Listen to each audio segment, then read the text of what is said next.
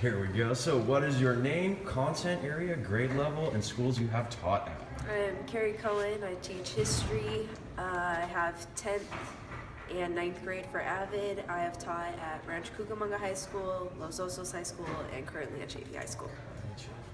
So what is your position on standardized tests, and should teachers implement a student-centered or teacher-centered approach for dealing with standardized testing? I believe that it should be a student-centered approach to standardized testing.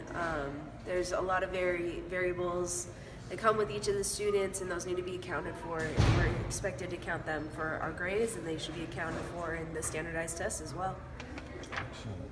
Do standardized tests affect your control over what is learned in the classroom? Absolutely. The number one goal is to make sure we score well on the tests, and so I have to completely change what I want to do to make sure that I am covering the materials necessary to pass that standardized test, whether it's what I feel is important or not.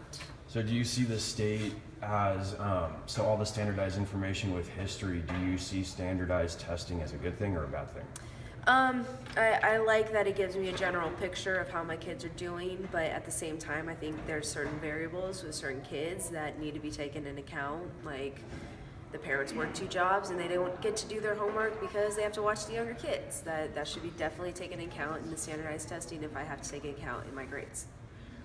Okay, so in your opinion, are the standardized tests fair and equal, or do you see a problem with the way that they're being implemented based off of geographic location?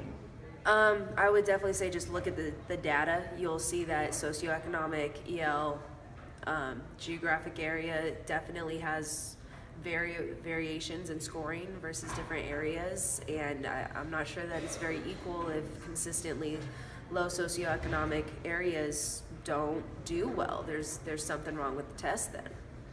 And what about magnet schools? Do you think magnet schools can deal with that in a coherent way, so dealing with the discrepancies in knowledge and the application and implementation of knowledge? I think a lot of it depends on the students. I think some students will thrive in those types of schools and some students not really. So it depends on the kid really.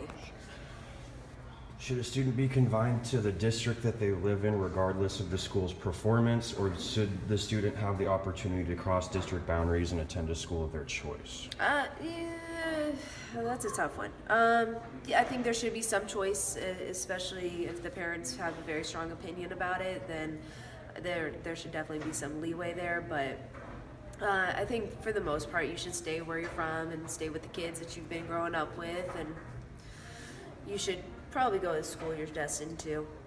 All right, thank you, Carrie.